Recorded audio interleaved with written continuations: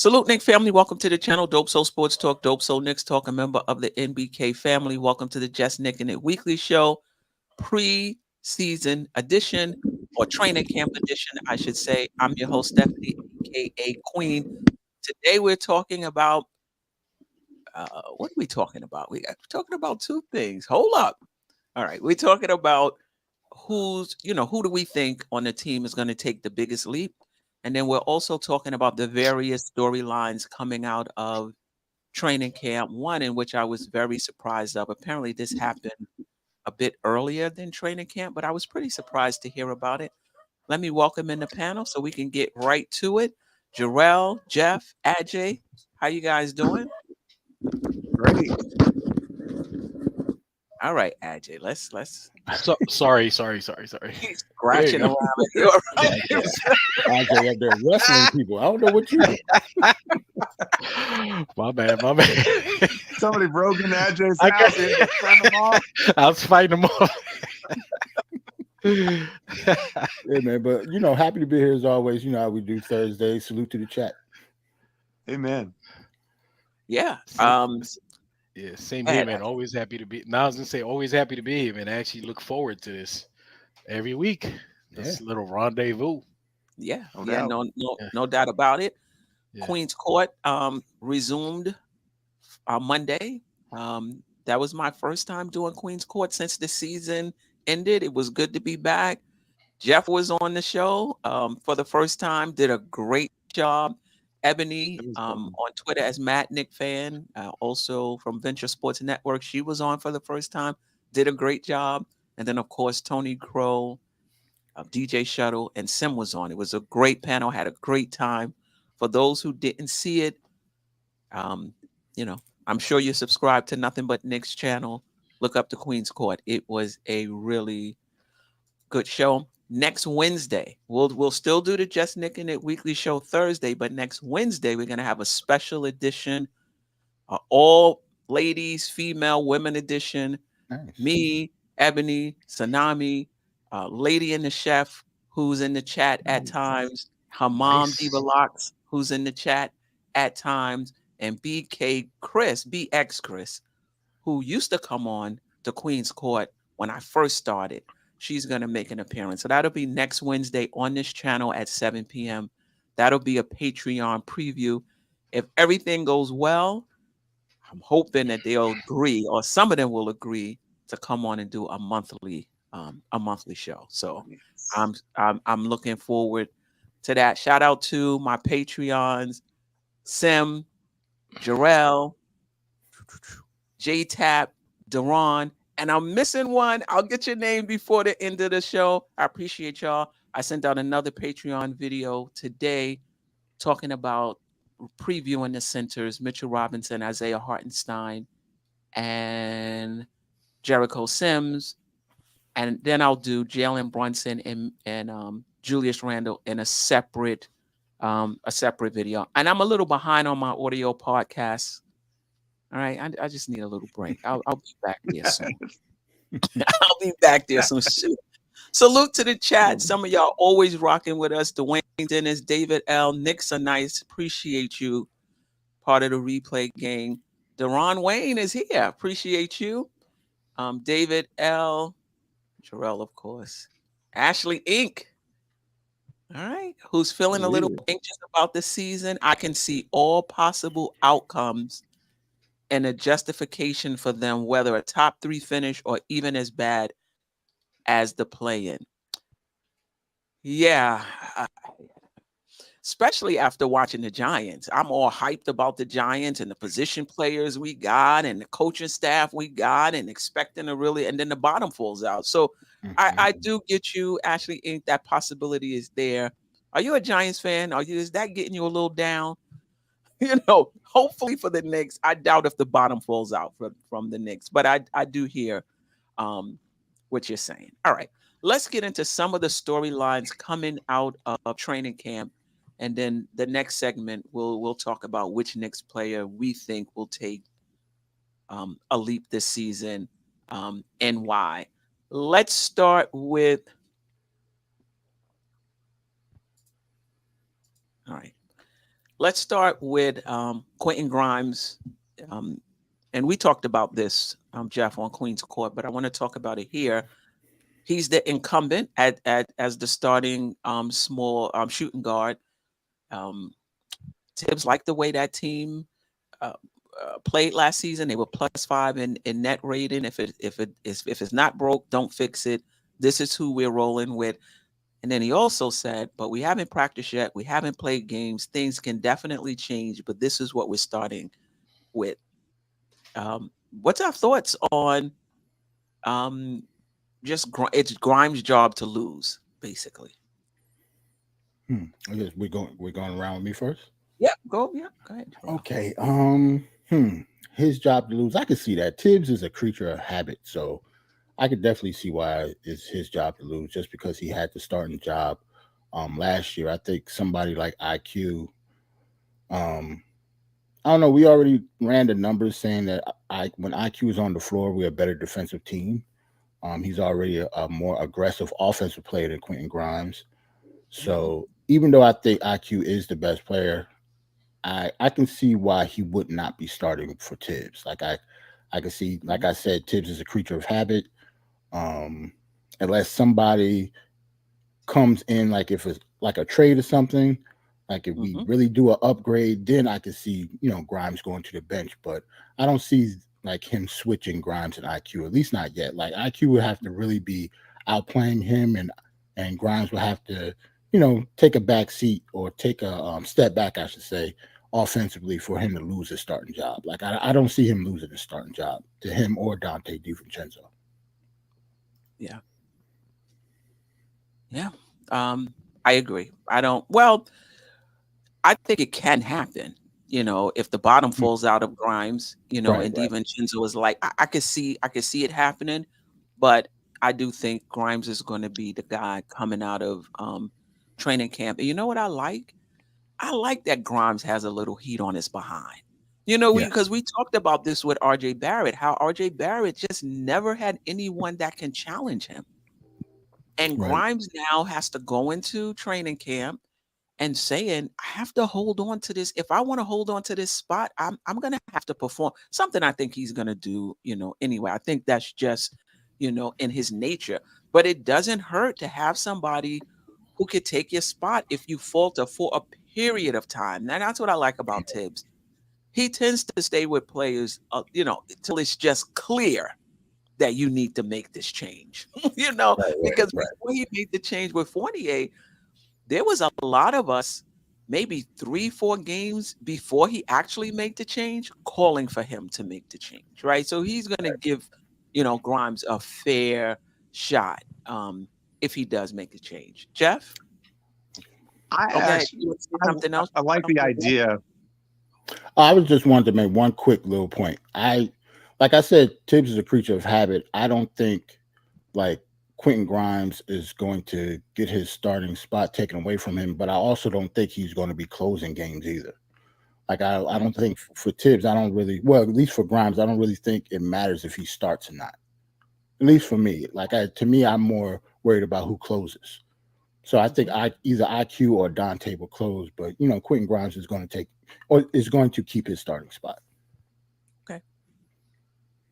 Yeah, Geoff? I, for one, like Grimes in the starting lineup a lot. I've always been a big proponent of his, and to piggyback off Jerrell's point, the closing lineup I like is with Quickley and Grimes, and Randall and Brunson, and whichever 5 you want. I want Mitch, but whichever 5 you want to be egalitarian.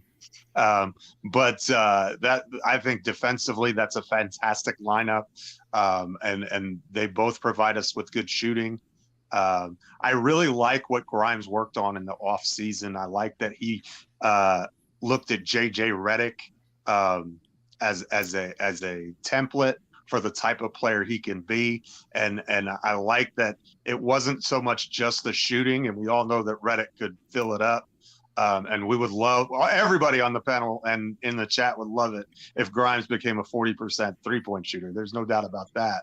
But what I like even better is when he's talking about the stamina, and being able to outwork guys. You know, JJ Redick was never still. He was like Rip Hamilton, you know, just guys that are impossible to guard, you know, because they're always in motion and, you know, and working on stuff that he can do in this stuff, like catching the ball off a pin down, getting up a quick shot, you know, those kinds of things that Redick was really good at are things that he could really thrive on in this offense, even in a limited role as far as shots are concerned. I don't think his shot profile is going to increase all that much, just because of the number of high volume guys we have in the starting lineup.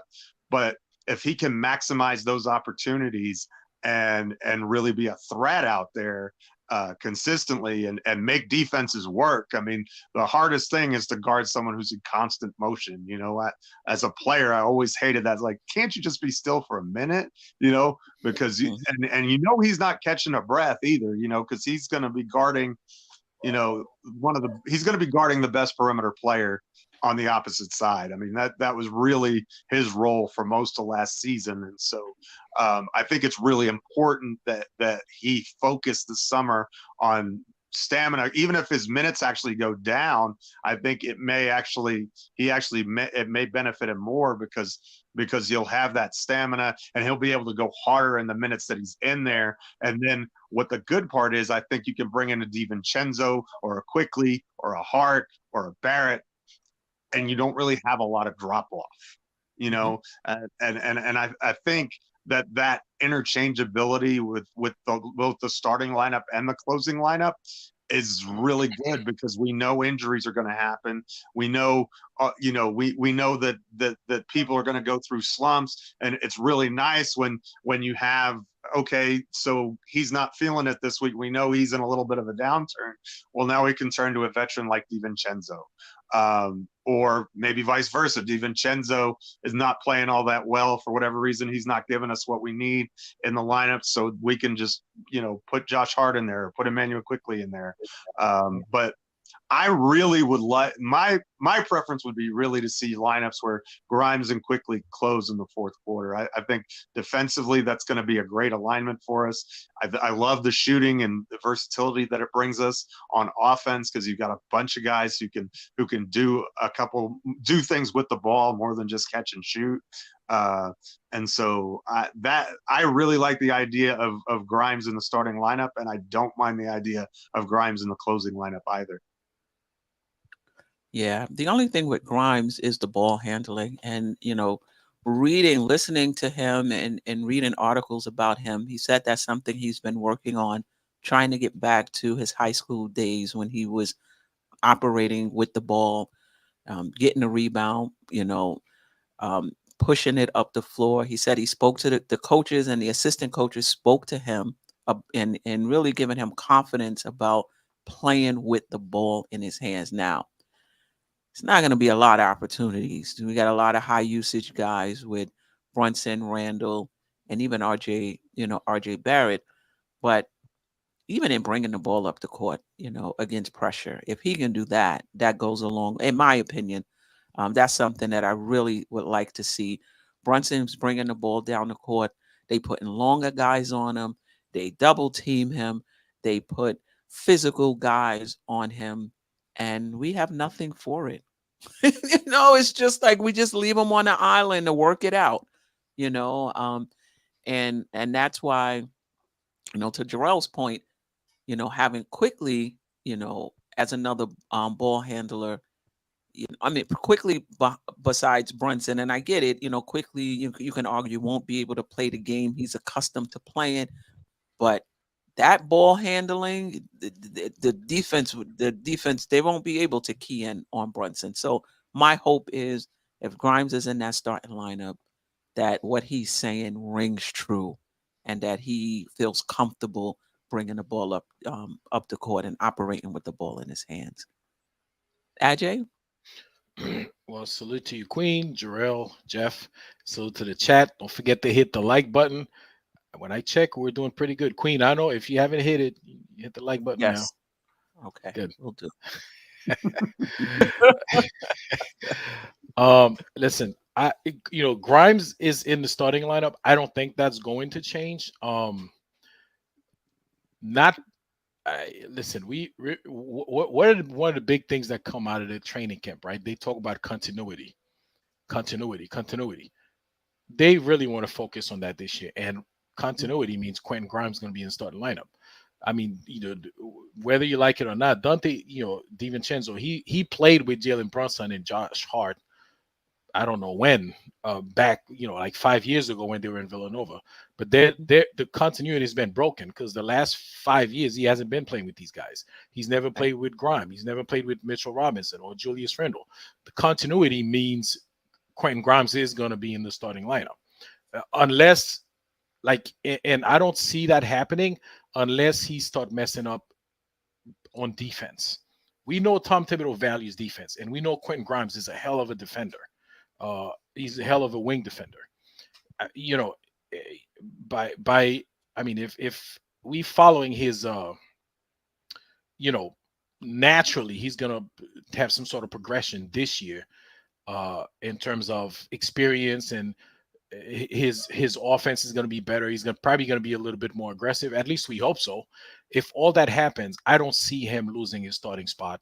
Dante DiVincenzo or Emmanuel Quickley, you have to be like blowing it up for him to lose that spot. And I still don't see that happening. I would see him starting, play less minute, in favor of the other guys. But I think the starting lineup, and another reason why is because we all know Jalen Brunson, he's a weak defender. Not that he doesn't try, but physically he's not able to guard some of these guys. I mean, whether you like it or not, the NBA is still a big man's game. You know what I mean? So you do need the best defenders out there that you can. And who better to have Quentin Grimes at the 2 defending the wing, and Mitchell Robinson down there catching whoever slips past Jalen Brunson. So you will need a tremendous defensive player to make up, or at least to try to make up for what Jalen Brunson's lacking. I don't see him losing his spot, and I like the idea of him being in that starting lineup. Do you think, though, there's a big drop-off guarding twos, not necessarily threes, guarding twos between Grimes, Quickley, and DiVincenzo? Not a big drop-off, especially not. In fact, I think Emmanuel Quickley is as good, if not is as good a defender. I don't want to say better, but he's as good a defender as Quentin Grimes. Emmanuel Quickley is a very good defender. I don't know Underrated about Dante. I'm sorry? Underrated by Knick fans, in my opinion. I don't know why. I mean, if you watch the game, and this guy, he's a hell of a defender, Emmanuel Quickley. Dante DiVincenzo, we see his games, but I need to see him play defense in the Knicks uniform. Yeah. So we could know it's a different environment. Period. Yeah, it's a different environment, different coaching staff. Yeah. What you're gonna like about him, though, is he's really good at stealing the ball, man on man. That's consistent. Whether he was in Golden State or Milwaukee, he gets a lot of steals just guarding the ball. So I don't know about his help defense and how he's going to fit into our scheme and all that, but just from a steals perspective of picking somebody's pocket, you're going to like him a lot. He was, I think, number 1 in the league in that category. I could be wrong about that, but he was way up there. Yeah, I hope he does that with the Knicks. If he does that, man, it'd be golden. Because we're not a good steal team. Yeah, we actually need somebody that could do that. So, yeah, no doubt about it. Listening to DiVincenzo and reading certain things about him, you get this sense. Usually, he's going into a 6th year. Usually, going into your 6th year, for the most part, you're who you're going to be. There are some players who have taken leaps 6th year and beyond, but for the most part, you're who you're going to be. But you hear him and others talk about the injuries and things like that. That's probably held them back some. And you get the sense that there's still a belief in him and others that he does have another level, despite the fact that he's moving into his sixth year. We shall see. We shall see. But at this point, Quentin Grimes is the incumbent. He's starting. But one thing about Tibbs, if things aren't going right for the team, he doesn't mind. He doesn't mind shaking it up. So we shall see. Um, Thoughts on RJ Barrett being open to playing power forward minutes. Now, when you read the articles and they quote RJ Barrett, they quote him as saying he's open to coming off the bench. But when I listened to that video recording of RJ Barrett, I don't think it was about him coming off the bench. It was about him playing backup power forward. And he said, Josh is open to it as well. So he's not talking about the bench. Josh Hart is already on the bench. Right. So just your thoughts on RJ Barrett being willing to play backup power forward, minutes in addition to starting at small forward, but Mhm. also it seems like it's been somewhat confirmed that Josh Hart will see minutes at power forward. I mean, Tibbs didn't actually say it, but when they asked Josh Hart about it, he talked about how comfortable he was playing that position. He played it in FIBA. He said the 51 games in which he started for Portland, even though he started as small forward defensively, he played the power forwards because the coach wanted length on the wing. And so Jeremy Grant would play the small forward. So it's something that he's used to doing. Um, so now that it's been somewhat confirmed, just thoughts on RJ Barrett and Josh Hart playing that backup power forward. Disappointed? Feel all right about it? Nothing's changed as far as what you've thought prior to this? Nothing's changed for me. Like we pretty much been saying this the whole summer. Like we don't have a backup power forward. Like the only people that can take on that role is RJ and Josh Hart at this point, unless you want to, bring like Jericho Sims in the mix. But like if Tibbs is going to stick with a 9-man rotation, it will have to be RJ and Josh Hart. So I'm not surprised. I definitely do not think RJ is okay with coming off of the bench. I don't think he said that at all, just like you said. Why would he be okay with coming off the bench? Like that would have to be a Tibbs decision. Like he's just not going to give up his starting spot. But yeah, I thought that we already thought that this was going to happen. We don't have a backup 4. I actually do not like that. Like I don't know. We was talking about the minutes restrictions when it comes to like Julius Randle, especially coming off the ankle surgery. Like how many minutes is he going to play? Like if we bring his minutes down, that means RJ or Josh Hart will have to, be the power forward a lot more than my liking. Like I wish we actually did get somebody in here to play the backup 4, but as of right now, we got to play with who we got. And let me just throw this into the question as well. What's the possibility that a Roby or Nathan Knight will play so well in training camp that it'll force Tibbs' hands to expand the rotation? Because you're right. In order for a Roby or Nathan Knight to get backup power forward minutes, Tibbs would have to expand the rotation. You can't go with 9. That means somebody Right. else, you would have to take someone out. And that's just not going to happen. Thing about expanding it to 10, though, that means every player has a person playing behind them. That's true. But And so then that means less minutes. right, that's what I was going to say. I was going to say if you did, say if Nathan Knight did do that, then whose minutes goes down then? Because that 9-man rotation is pretty much is set. Like we already know that. Like we already said that Tibbs is a creature of habit. So yeah, I don't see that happening. And I actually think Nathan Knight has some talent with him. Like it's not like I know a whole lot about him, but the stuff that I've seen, especially when he was with Minnesota, it's not like he's some bum that can't play basketball. But I don't think he's going to get minutes on this team, though. That's all. Right. Yeah. And before Jeff go, I just want to put up Sherwin thinks Nathan Knight has 100% chance of forcing Tibbs to play him. He is that good. Mm. And Kevin Bergen, Tibbs isn't doing that. So like, I don't see it either, to be honest. Yeah, and Knicks are nice. I didn't know this. That Roby is in a boot. Wow. Okay, I didn't know that. Um, let's add Jay and then Jeff, and then we'll rotate it back the next time. I mean, I don't think the other guys are gonna get playing time. Not because Tibbs is a creature of habit, because I just he's got the 9 guys that he loves. I mean, these guys are gonna get garbage time, and in that garbage time, I don't think they're just gonna not enough. It's just not gonna be enough there to warrant them more significant minutes. Maybe they are that good, but it's just not gonna happen. But I want to. We talk about 9 man rotation. What if Tibbs all of a sudden say, you know what? Why don't I go with 10 men?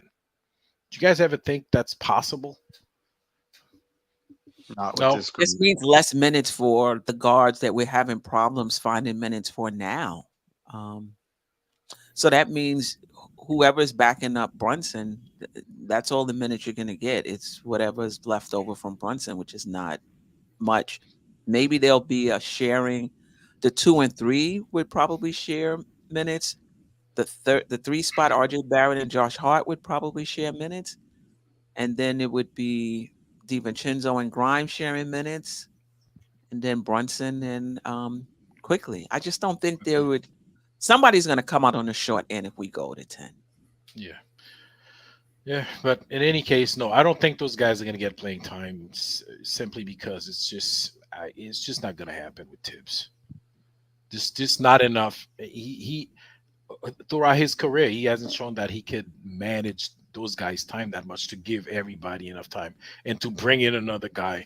Like you said, maybe you guys are right. If he brings in, Knight or one of those guys, one of his favorite guys gotta drop out of the rotation, and that's not likely to happen.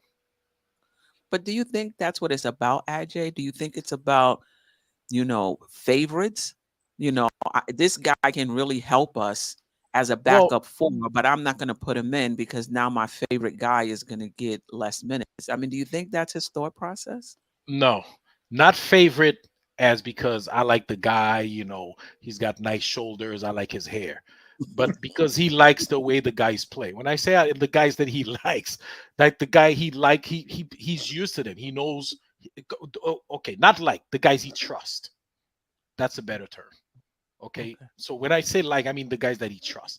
So he's gonna trust a Josh Hart better, more so at power forward than Knight. You know what I'm saying? So instead of like, plug in trust, and you see what I'm saying. Okay. I just Jeff? don't think he's going to be such a slave to position that he's going to play those guys over a Deuce McBride, who's not going to get much time except spot minutes, Evan Fournier, who's not going to get time but spot minutes, and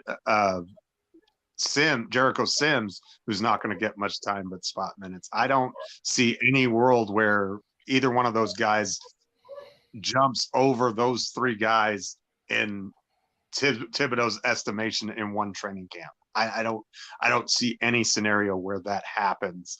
You look, Josh Hart does everything you need out of a power forward except be 6'8" and full of muscles. You know what I mean? He doesn't have the body type for it, but he's a great rebounder. He's a solid defender. He can stretch the floor a little bit. For 16 minutes, again, Julius is going to take up 32 to 36 minutes, somewhere in that neighborhood. Even if his ankle's not great, he's not playing less than 30. So you're talking about 18 minutes at most, and that's in my opinion, probably closer to 14 to maybe even 12. Because look, the way this works is these guys get into the physical condition for the minutes that they want to play. And Julius Randle is at least that's the Knick culture.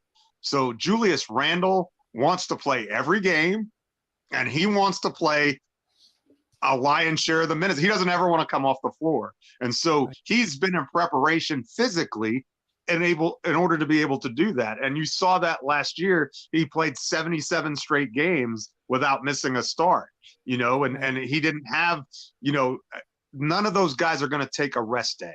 Like if you just ask if they're healthy, Jalen Brunson is not going to be a healthy scratch. Unless Thibodeau for some reason ordered it, there's no way Julius Randle's going to be a healthy scratch. These guys want to play. That's the personality of the players that he gets in here. And so, you know, for as little minutes per game as you're going to see, I think he's more than comfortable with even Barrett and playing small ball, because that's the whole idea anyway. We've got, you know, if you shut that down, you're cutting into minutes that for guys that they really like. I think one of the things that they like is the versatility of guys like the 5 guys that we've been talking about, right? They like that you can switch any one of those guys into a spot. You can open with them, you can close with them, you can play them in different patterns. That's one of the things that the Knicks like. And I don't think there's any way that we're going to take that away just so we can have a traditional 4. I don't even know if we got an injury, if those guys would. I think he would play small right off the bat. Yeah. Go ahead, Jerrell. I was about to say, you mean like if it's an injury, he'll just do an 8-man rotation and not bring in like. No, I think he'll have a 9-man rotation, but I think what he would do is he would have split the minutes at the 4 between Barrett and Hart, and then you would have maybe Deuce come into the rotation as the 9th guy, or Fournier come in as the 9th guy, depending on, I mean, if Fournier's still here, depending on who got hurt and those kinds of things. But I think he would still go with a 9-man rotation, but I don't think he would play one of those guys who doesn't get any minutes. I think he would lean on Josh Hart, play him like 30 plus minutes, lean on RJ for those backup minutes at the 4, and then you just see a lot more of Grimes, a lot more of Quickley, and a lot more of DiVincenzo at the 2 and 3 spot. Yeah, because when this happened last year and Deuce was came into the lineup, he came in for like 5 minutes, 7 minutes, 9 minutes. It's not like he came in and took, you know, the minutes of the guy he was replacing. So yeah, I definitely see that. What I do like, though, I like that the Knicks have players. Excuse my dog. I don't know what's going on. That the Knicks have. I don't know. Maybe I'm getting a package from Amazon or something. That the Knicks have players on the back end that, you know, if we really get into injury issues and our hand is forced, you know, Nathan Knight is not a scrub, as Ajay said. Roby is not a scrub, as Ajay said, if it gets to that. And what I also like is, you know, if there is a trade and we have to give up players, you know, I think Sims is a serviceable player. I think McBride are serviceable, you know, players. So it's just really good to have some talent at the end of the bench that if, you know, in an emergency and you have to break glass, you know, you have some decent players back there. All right. Before I logged on, I checked the news, and it seems like New York, as per Mark Berman, who was a guest on the Knicks Recap podcast, the Knicks checked in on trading for Zion Williams. Just checked in to see if he was available. I would personally, this is a high risk, high reward situation.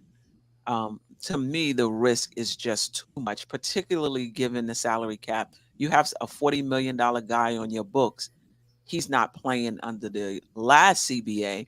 You just pay the tax. You bring in another player and you just pay whatever the tax is on having this guy sitting on your bench and you can't, who's not playing. In this CBA, you got a $40 million guy sitting on the bench. It really hampers, you know, what you can do. So it's a little more riskier this time around. So it's not a risk I would take. But what are your thoughts on the Knicks actually calling?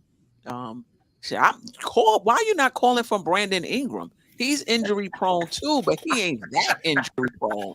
You know? I was about to say the same thing. You called for the wrong Pelican. Man, can you imagine, like, honestly, can you imagine Zion Williamson sitting on our bench, hurt and can't play, the way that we talk about RJ and he's been playing? Like, he'll automatically turn into a polarizing figure automatically. You know, he'd be playing for the Knicks and he'll be regarded as our best player. At least he should be because of, you know, who he is. But yeah, like missing games like that, that's not going to fly with us. Or, you know, him being out of shape, or, you know, any type of lackadaisical effort that's going to be in the Garden. No, I don't see it. I don't see him as a Knick. I hope he's not a Knick. And I hope they definitely do not make that trade, because if you make that trade, like, what's the package? Like, who are we giving up for Zion Williamson at that price? Right. We'll have to give up Randall, and they'll probably ask for something else. Right. Which is kind of crazy, since Randall is the all-star and the all NBA player in the package. And we're getting a guy who hasn't done either and is hurt all the time. So no, I do not want that to happen. But yeah, another Pelican, yeah, sure. Like, it's another there's like one or two Pelicans I would take over Zion Williamson on this team. Trey Murphy is another one, right? Yes. Daniels, like, I'd take like three of them. Tyson. Herb Jones, like, that's another one. That's four. Like, it's like 3 or 4 players that I would rather have on this team than Williamson. It's not like I don't like him, but, you know, like, I don't, like, I think it would be a disaster if we actually drafted Zion instead of RJ. Like, if we drafted first, if we would have drafted first, we would have got Zion Williamson. Right. The way he acted and the stuff that has happened with the Pelicans, if that would have happened with the Knicks, like, we would be a laughing stock of the league. Like, our fans wouldn't be able to take that at all. At least I don't think. Yeah, yeah. And the thing about it is, if it works out, it works out. I mean, he's a hell of a talent. Like, if he came to the Knicks and never got injured again and was always in shape, you got a player on your hand. But is that a risk you want to take, given what you've seen thus far? You know, Embiid turned it around. Ilgauskas, you know, those who remember, who had foot issues when he played with Cleveland, he was able to turn it around and had a pretty healthy, you know, good career. But is it a chance you want to take? Ajay, your thoughts? And Geoff, yeah. No, I'll go ahead, Ajay. That's a tough choice, man. That's but the follow-up question is, who would go in that trade? Who would go? We just said it would have to. You can't have two Randall and who else? Oh, I see. You know what I'm saying? Randall and picks. I don't think Randall and picks. Listen, I'm not giving up Randall. I like, you know, I like our core of, you know, Bronson, Randall.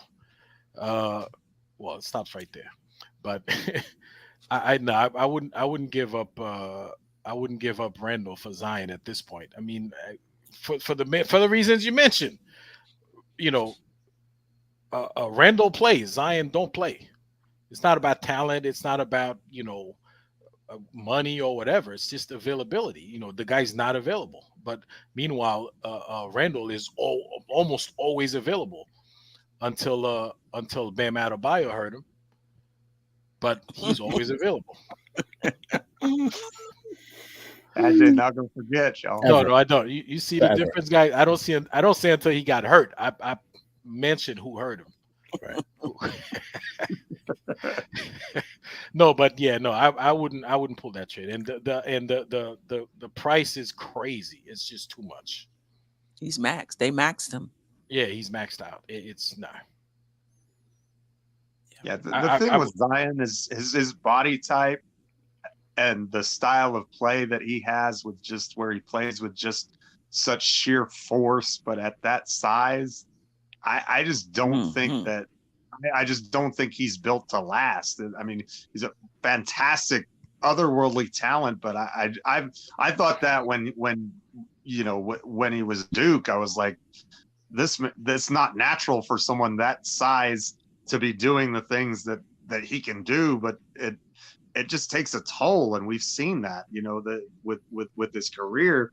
And I don't. This isn't just like a one. It's not like he broke his arm and he was out injured or something like that. It's constantly something with him that's getting hurt. And I don't. I liken it to Greg Oden. Greg Oden was out of Ohio State, fantastic 5. If he stayed healthy, definite all-star, definitely a guy who can change the game. But his feet just wouldn't allow him to do that. But when he was if you saw him play for the Buckeyes, that guy was a game changer. He was a fantastic. I mean, he went one overall for a reason. I mean, he was that kind of a talent. Even with the injury concerns, they thought he was too good a talent to pass up on. So, I don't think it's unprecedented for that. I look at a lot of guys. Like Chet Holmgren is another guy I worry about, for different reasons. I think he's too slight, kind of like Kristaps. I don't know that he's ever going to have the durability to be a 75 game guy, 75 game guy a year is what I'm trying to say. So I have concerns about stuff like that, but at that price and why would we get Zion Williams? What do we want Zion Williamson to become? Right. Julius Randle. I mean, if you think about it, he's not a great 3-point shooter. He's great in the open court. He's a load for sure, but I don't see that there's anything that he does that much better than Randle that's worth a 1-for-1 swap. Even if healthy? Well, but I mean, that's such a big if but even if they are healthy, I don't think there's that big a difference between the two players that we've seen. Yeah, you may be right. All right. Lastly, check the advanced stats to be sure, but the sample size is going to be super small when it comes to Zion. I don't know how fair that'll be. Like I'm looking at his stats now. He's only played 114 games in 4 seasons. Wow. So, yeah, people might like his talent, but as soon as you come here and miss like half the season, you'll be pissed.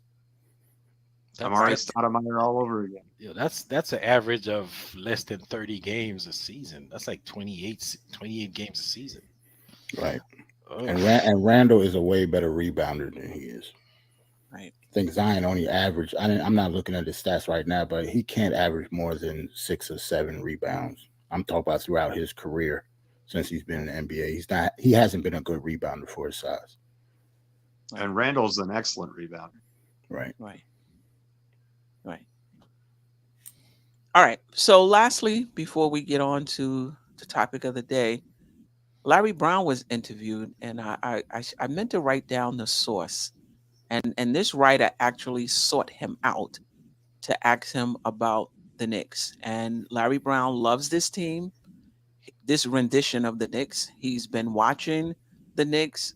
He loves Tom Thibodeau. And he says that this team reminds him of the 2003, 2004 Detroit Pistons. And we've talked about this in the past. They didn't have a quote unquote superstar, but they won the championship. What I didn't know is coming into the season, they were 150-1 to win the championship. And even at the start of the playoffs, they were just 125-1 to win the championship. Yeah. They traded for Rasheed Wallace and Mike James February 29th of that year. I forgot about that. I thought Rasheed was on that team before. He came that year and they won the championship. Right. Knicks 100 at GM said no Tayshaun Prince here. No way. Hold up. Let's hear it. Let me read what Larry Brown had to say. He is aging though, but he said,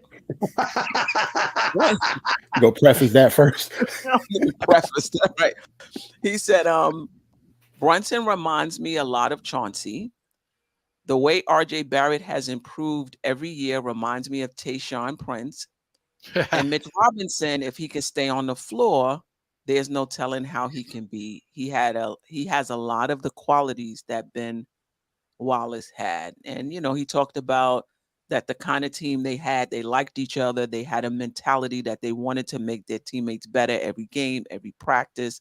They were defensive minded, hardworking, and knowing Tibbs and what he believes in, I know these Knicks are the same way. And he said the character of the kids on the team and their mindsets of our current team reminds him of the team that he coached to the championship in 2003, 2004. Any thoughts on what, Larry Brown had to say about our current Knicks team? We'll start with Jeff, then we go with Ajay and then Jerrell. From his lips to God's ears. Right. Don't be wrong on this one, Larry. You owe us one, as far as I'm concerned.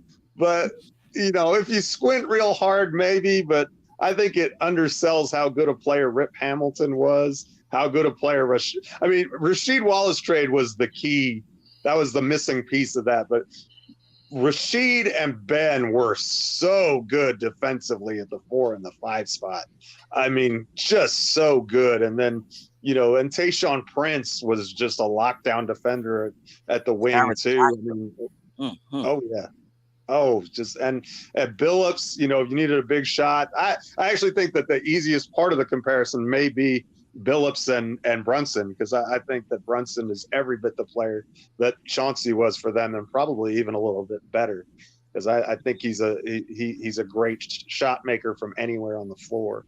And Chauncey was good in crunch time, but I would be surprised if his percentages were as good as Brunson's. But again, that's just from memory. I could be completely off base on that. But again, Rip Hamilton was really, really good, and those Wallace boys also. And the game was a lot different then too, I think, than it is now. So I'm not enthralled by the comparison. I am by the thought of us winning the championship, but that would be great. But who knows? That's why they play the games. Let's see. Stranger things have happened. Why not have it happen to us for once? Right. What about the idea of winning a championship in this day and age without a superstar? Do you think that's possible, or just given what we've seen over the last 10 years, framing it within the Knicks, I would say if we won a championship, it was because Jalen Brunson and Julius Randle are playing like superstars. So from that in other words, if they're not playing like superstars, I don't think we would get close. I think they would have to both elevate their game, that you'd have to see all NBA Julius in the playoffs, plus Brunson at peak Miami series. And if that's what you see in the finals and it gets you a championship, how else can you define them but as superstars at that point? So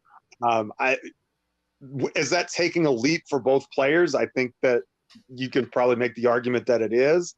But if we get run of the mill Randall and Brunson, and Brunson as he was last year, I don't know if that can carry you to a championship. You'd really have to get some big time performances from your ancillary pieces, and with the talent that's out there on the other teams, I just don't know if I see that, just because the Nuggets are so good and so deep, and you've got Milwaukee and you've got Boston and whoever else is good out west. I just think that if you didn't have superstar Brunson and superstar Randall, I don't think that the Knicks can do it. Yeah. So basically, you have to be top heavy to win in this NBA. Like having a lot of B's and C type players on your team is just not going to get it. You got to have some superstars, whether you bring them in or whether our guys develop into that. In this day and age, if I'm hearing you correctly, Jeff, you need that. I think so.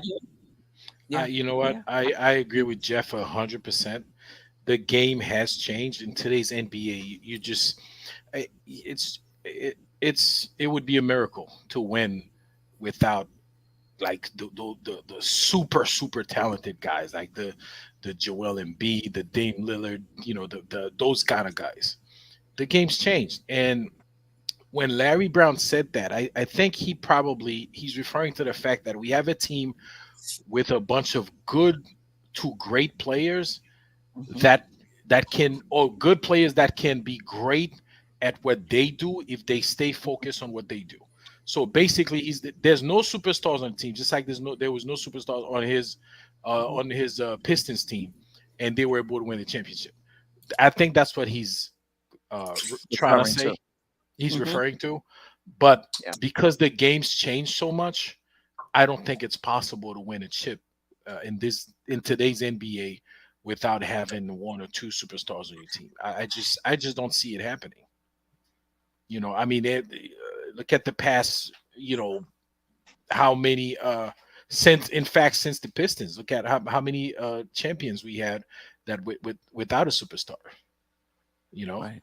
so it's just I don't think it's possible. The game it's still game, it's still sports, but it's very heavy entertainment. Right. They put a lot of emphasis on offense, on protecting the offensive player. That Detroit team was very Mm. good defensively.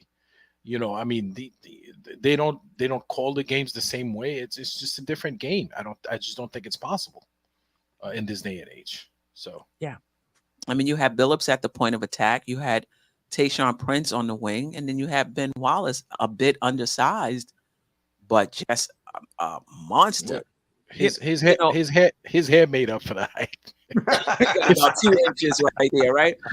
But you know what was said in the article that I forgot all about? Ben Wallace was the only player on that team that went to the Hall of Fame So Hmm. far. so far. So He's the far. only player on that team that went into the Hall of Fame. I mean, it's been 20. It's been 20 years. I guess it could still happen. I think Um, I'm holding out for Sheed. That's all. That's just personal. You know what I'm saying? oh, you holding out for Sheed? Holding out for Sheed, but that's But just personal for me though. but, Yeah. but then also Rasheed Wallace was a very good defender. Also, don't forget about him. I mean, he Understood. was, yeah. So it wasn't just the three guys you mentioned. I mean, you had Yeah, that's true. defenders at Yeah, every yeah, point, yeah, yeah. at every. I mean, I don't know how good. I mean, a defender Rip Hamilton was. Was he a good defender? He was okay. He was okay. Okay. He was okay. He wasn't like all defensive team like Tayshaun Prince was, but it's not like he Right. was, he wasn't letting people blow by him either. Right. He got them buckets when they needed buckets, though. Yes, he did. And it's funny because Sheed and Rip were both, those Philly area guys too. Hmm. Well, I for one think Larry Brown should not be talked to again. Amen. I think that comparison is absolutely nonsense. I hate when people compare us to that Pistons team, man. That Pistons team had 4 multiple time All-Stars on it, and the 5th player was like the all-world defensive wing player in Tayshaun Prince. So no, like just like Steph said, Ben Wallace went to the Hall of Fame. He's the only player to win 4 Defensive Player of the Year trophies. So no, don't compare him to Mitch. Don't compare Quentin Grimes to Rip Hamilton, who's been to the All-Star game like 4 or 5 times. Much as I like Brunson, I'm not comparing him to Chauncey Billups until he makes an All-Star game too. Chauncey went to the All-Star game like 4 or 5 times. And Julius Randle, Rasheed, while they're just completely 2 different players. Yeah, stop talking to Larry Brown like it's over. Like, I don't know why somebody dug up Larry Brown just to talk about the Knicks. He didn't even win a championship when he was with us. They should have talked about the Sixers or Detroit. Like, I don't even know why anybody talked to Larry Brown about us. And They sought him out too. Yeah, that is weird. Like, you might as well, what Huey Brown got to say about the Knicks. Like, like why Larry Brown? You know what I'm saying? Like, I don't know why they did that. But, Can a team without a superstar win a championship? I kind of don't think so. Just like AJ said, it hasn't happened since then. And one of the big reasons, I don't want to take nothing away from Detroit, but a lot of people know that the Lakers were kind of imploding at the time. That's why they were heavily favored to win that championship, and they just didn't. Like, Detroit got them at the right time, and they obviously played well together. And Larry Brown is a good coach, so don't compare that team to this team. This team is not that team just because we don't have a superstar. Yeah, fair. There was times last year though when we was popping on all cylinders, and Randall was playing well and Brunson was playing well, that I did have shades of Detroit, Okay. in the sense of not necessarily one for one, but in the sense of winning without a superstar. If you have players, enough players playing at a high level, is it possible? Because there was a stretch during the season where I was like, wow, this team really, really looks good. But, I think the points are fair. In this day and age, it's better to be top heavy. I think you got a better chance being top heavy, light on the bench, than heavy on the bench and not having those superstars. That's the bet Yeah. that Boston just made. Yeah, Yeah, pretty much. Yeah. pretty much. And then if you can get these unsung bench players to come through for you, it just makes things better. Look at Denver. They got production from, he's in Indiana now. What's his name? Bruce Brown. Bruce Brown. Yeah, they got, some production in some games from their rookie.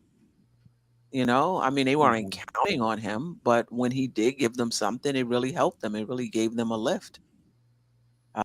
So yeah. All right. Let's talk about this season coming up. Training camp has started. I had an opportunity.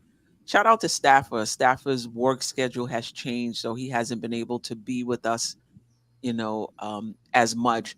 But he's in our group chat, and he's always sending like great clips and articles, particularly for me, to help me stay, up to date on, what what's going on. So I had an opportunity to, see the video on Quentin Grimes' high school retirement. There was a video. Then once you went to the Knicks website, I saw the video on Brunson giving back to the community. Then I saw the video of IQ in his basketball camps working with the children, and they're just all likable guys. Like when you just really read about them and see videos, about them aside from basketball, they just really good guys and make you, I felt like, wow, like, okay, I'm going to really, I pull for them anyway, because they, they play for my Knicks, but they just really, really likable guys. Anyway, Easy all to of root that. Say that again, Geoff. Easy to root for. Easy to root for. Quick, Grimes, Brunson, giving back to the, anyway, it was just really great videos by the Knicks. All right. Training camp started on Monday. We have our first preseason game next Monday versus Boston. I'm not sure why we're playing, but we played them the first game of the season. We played them twice in the preseason. Not that I like playing tough competition in the preseason, just not Boston. Somebody in our division. Anyway, who do you think takes a leap, and what does it, look like for you? Or do we just want to go down each player in the rotation and talk about them that way? Either way. Yeah, either way is fine. I think we've actually we've talked about either way. Like, we went down the roster and we've talked about individual players. So it doesn't matter. All right. Let's do, and just, who do you think, and then whoever we didn't talk about, I'll ask about them. Okay. Sure. You want me to go first? Yeah, Yeah. No, Cool. let Adrian go first this time. Let Yeah. Adrian. All right, AJ, let's roll. Then you, Jerrell, then Jeff. All right. So who we're looking to Who do you think takes a leap this season, and what does that leap look like to you? listen, I'm counting on a lot of players to take a leap this season, and Okay. obviously we're talking about take a leap. We probably want to focus on our young guys, right? I think Quentin Grimes is going to be. I think Quentin Grimes is going to be better.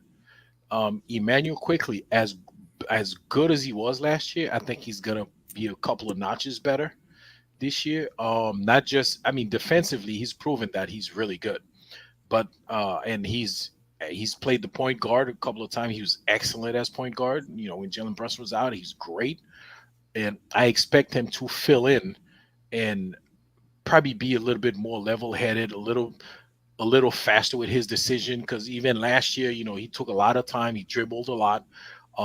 Maybe this year that leap, that improvement would be in him running the point, distributing the ball and making quicker, better decision. In terms of distributing the ball, that's IQ. Quentin Grimes, I expect him to be a little bit more aggressive on offense. I mean, I don't know how many times Quentin Grimes was at the basket, Yeah. right there under the rim, and he dumped the ball to either Mitch or Julius Randle or whoever was there. So he needs to attack and finish. Well, Julius Randle, we know we're gonna get from him. Uh, Jalen Brunson, I believe it or not, I expect Jalen Brunson to have a better season this year because this is year 2. Last season was his first season, so he was getting his feet wet. Now he's comfortable. Now this is his team, so he's gonna be running this like he's the captain of the ship. So he's really, he's gonna be better. I don't know how that better is gonna be. Maybe you know, I don't like assist because the assist is like a half-ass stat. Because if he passed the ball to the guy and the guy doesn't score, like it doesn't count as an assist. But the guy who who dished it out, he did his job. The other guy didn't finish it. Mhm. So, but I expect him to try to distribute a little more while staying aggressive on offense and still try to get his point. He's gonna try on defense as usual. Mitchell Robinson, he's going to be Mitch, right? He's going to be the defensive anchor that he's always been. I don't, hey, listen, I heard his trainer, whatever, he wants more opportunities for Mitch. Listen, Mitch is Mitch. We know who he is. We know what he does, and we're fine. I'm okay. This is his job on his team. I have no problem with him doing his job. Listen, all I need from him is to shoot free throws a little bit better because he's going to get hacked. He's going to get whacked. He just need to practice his free throws. Forget about that mid-range. Forget about the sky hook. Just learn to shoot free throws. That's all I need from Mitch too. That's the only improvement I need from him at this point. And the weak link of last season, RJ Barrett, I really hope he gets better. RJ Barrett can play. He has the ability to get better. So I don't understand why he's been that bad, why he was that bad this past season. I expect him to be at least the RJ that we know, like the year 2 RJ. If we get year 2 RJ, I mean, this is a whole different team, Yeah, no doubt about it. Yeah, I mean, and so RJ's leap is to hopefully at least get back to year 2 RJ because he's regressed the past couple of seasons. So if he get back to year 2 RJ, to me, that's progress, and I'm hoping he can get there. And that's that's how I hope our 5 our starters improve this year, and I actually expect every one of them to get better. If we want to quickly touch on the bench, Josh Hart, he's here. He's not here at the end of the season. He's here from day one. So I think that's going to make a huge difference. Same with DiVincenzo. Those guys are here during training camp, and I expect that's going to make a huge difference in coming off the bench, knowing your role and playing your role and knowing how to fill in, how to do your part.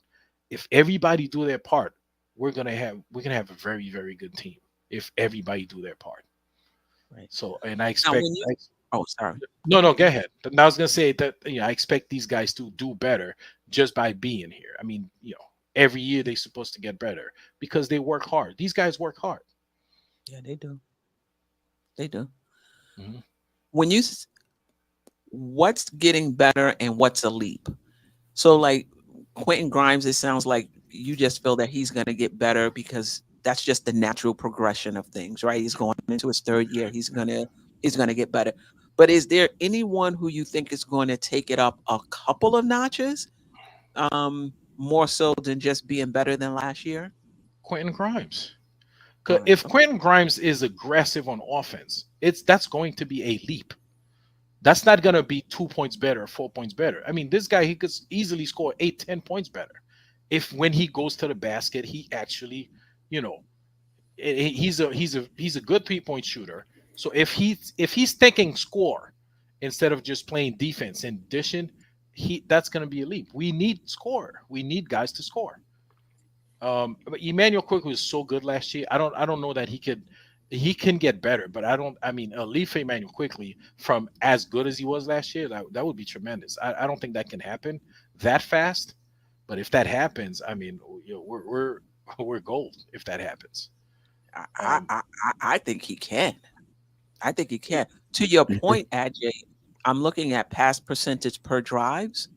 Grimes passed on 54.7% of his drives. that's Wow. insane. That's Where you get that stat from? On NBA.com. Okay. think about it, right? I mean, no, you got to score. And Queen, I know the stats don't tell you like what percentage of that was like right under the basket. I'm gonna guess like half of that he was right under the basket and he just dumped it to somebody else. Yeah. He's right there. You got to score. You Yeah. got to put that through the hoop. Well, when you hear him talk, he talks about being aggressive with the ball in his hands. So we shall see. Because that potential is there for him to take a big lead. The thing about it on this team, the usage rates, you like how are these guys gonna take leaps in scoring? Like Right. you got to shoot like 85%, because they just not getting a lot of shots, you know. Well, You RJ leaps to the bench, and he and Grimes soaks up that usage. That would be yeah, a way.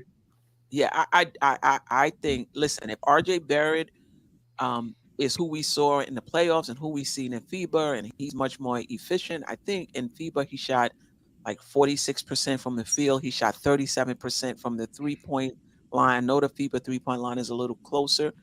If he's shooting like that, that justifies the usage, right? Yep. But if you're not shooting like that, your usage has to come down and give those shots to players who are more efficient and can do more for our team with those opportunities. Um, anyway, And Jeff, yeah, I'm go sorry, ahead, real Jeff. quick with RJ Barrett, and that happened in FIBA and that happened in the playoffs. The inconsistency, like he would have bomb games. Like I know that happens to every player, but in a short period of time, listen, FIBA wasn't like that was not a whole season, but he had a couple of real bomb games. In the playoffs, he had games where like RJ, where are you? And then when he's not scoring, he's completely useless. If he's not scoring, he doesn't do anything else. That's got I to thought change. he defended much better in the playoffs, though. I don't think he was completely useless in the playoffs. If he wasn't scoring, I thought he did a decent job on Darius Garland, and I thought he was. I'm not going to say he was a stellar defender, but I thought he was a much better defender in the Yeah. playoffs than what we saw in the regular I, season. I, I, I was thinking more of the Miami series when he didn't play well. He just didn't play well. Like he was like absent. And that's He wasn't the listen. only one. Well, he wasn't the only one, but yeah, but I do expect him to be better because RJ, to me, RJ is a good player. I like RJ, and I really want him to do better. And I like I said, I hope he at least he goes back to year 2 RJ. And if he does, will be because he played defense that second year, that second season, and he was, he wasn't scoring 20 points a game, and I don't need him to score 20 points a game, you know. So, yep. Jeff? I don't know if anybody's on this team's going to take a leap. I think I think I think you'll see improvement, but I don't know. I think that Brunson is still going to be our go-to guy in the clutch, and he's so good. I don't think that there's another level to get for him to leap into. I don't know that that's out there. I mean, what else can the guy do? You know, on the offensive end, the guy is just elite. You know, Randall is who Randall is, and Randall soaks up a lot of usage. I would like to see him to continue with his intelligent shot diet and focus on the shots that he shoots well. But again, he's all NBA. What's elite for an all NBA player? I don't know. You know, I would love to see Mitchell Robinson make a leap, but I the only thing I can think of there is if we're better on the perimeter defensively, I think you'll see more out of Mitch, because I think he'll be able to do some other things defensively that help us a lot. I think that could unlock him a little bit, but not to the point where you're just like, wow, superstar Mitch or something like that. Like, that's not happening, you know. And the one thing I will say though is I have to give you credit for this, Queen, because you know, maybe the presence of guys like Hart and DiVincenzo lights a fire under these kids. You know, maybe that would be my hope, is that, look, we've got to fight for our playing time. We've got to be our very best. If I want to stay on the floor, I've got to just be everything. And if they embrace that challenge, and I'm not saying that's above Quickley or Grimes, you know, but, you know, to me, a leap from Quickley comes in the postseason. Like, if we get regular season Quickley, we're good, but we've got to get regular season Quickley to translate into postseason Quickley. And if that happens, that's the leap that we're looking for from IQ, in my opinion. And that makes a huge difference to our team, because I think we were, you know, even when I say he played poorly, we were still a better team with him on the floor, even in the playoffs, when he was like a persona non grata on offense. Still, somehow the numbers show him as a net positive, which I think is incredible. You know, based on the eye test, you wouldn't necessarily think that was possible. So sometimes maybe that's the flaw in the stats. I don't know, but you know, if you get, like, I just remember that Boston game when Quickley just was the best player on the court. I mean, he was literally there. The Jaylen Brown, Jason Tatum, Julius Randle, whoever was out there, he was better than all of them. He just took over that game. And I'm not saying he can do that all the time, but if he, you know, if he shows up with playoff performances like that, how do you stop the Knicks, who already have Randle and Brunson? I don't think it's possible. If Quick is going and cooking along with those other two guys, New York is just a problem. So that's what I would like to see. If you're going to talk about a leap, I want to see regular season Quick in the playoffs, just like I want to see regular season Randle in the playoffs. You know, I think that would be. Okay. Go ahead. I just wanted to jump in and say, and also regular season Quickley at the beginning of the season, because it took him some time to get his mojo going, and hopefully he's that coming right out the gate. Yes, indeed. Well, you know what? If he's not going to play. That's the thing. You know, that we have our top 11 guys are really good NBA basketball players. Evan Fournier is a rotation player in the NBA. Right. Deuce McBride can probably be a rotation player in the NBA, right, just not here. Right. There's just Sims not a spot. Yeah, Sims too. So that's 12 guys. You have all kinds of depth.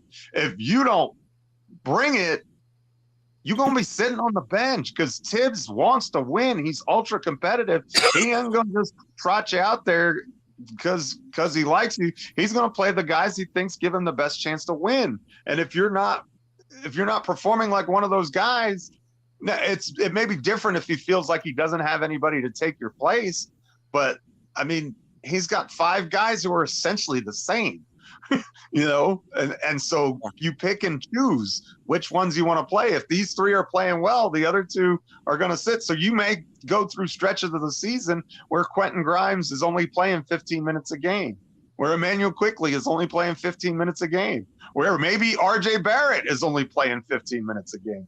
You could see that happen just because of the makeup of the roster, and if DiVincenzo and Hart are both playing at a high level, and we're winning, and Tibbs is trusting them to close games, then the younger players are going to have to sit, but the younger players also have a chance to shine. And you know what? If they step up, if Quickley and Grimes step up, maybe it's Hart and DiVincenzo that don't see as much playing time. Right. So Right. I think it's open from that standpoint. And I'm a firm believer that iron sharpens iron. So, I feel like that having that kind of an edge, having that hot seat where you're not promised anything. This is the first time really in RJ Barrett's career that he's got someone breathing down his neck, where if you go through an extended slump, Quickley too, if you guys go through extended slump, sorry, got a spot for you right here. We got too many other good players who we can put in there in your spot. Right. And the other thing, Geoff, is DiVincenzo and Hart gives us insurance in the playoffs. And I wonder if that was one of the reasons they sought out DiVincenzo to bring him over. Grimes and IQ, you got to go through the growing pains in the playoffs.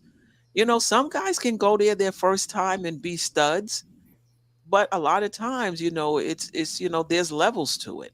And so now next season, if those 2 guys struggle in the playoffs, now you have DiVincenzo, who can also handle the ball some as well. I'm not saying he's a point guard, but he can handle the ball some.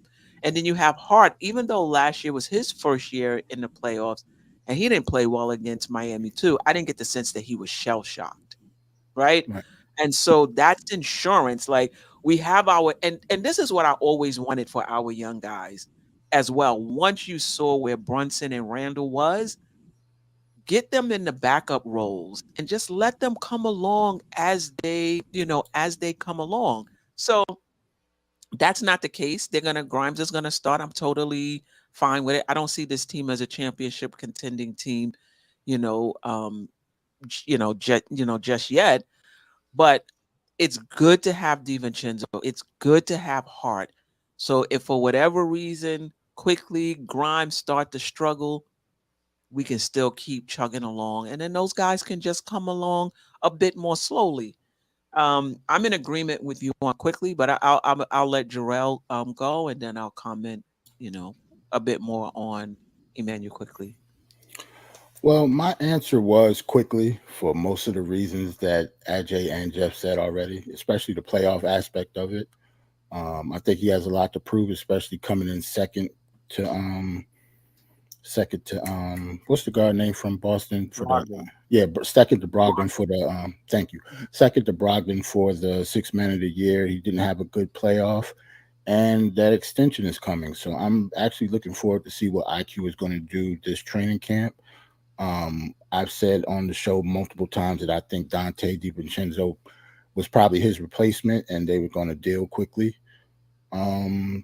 So like, to me, I think them signing Dante for Quickley, it should be kind of like a slap in the face to me.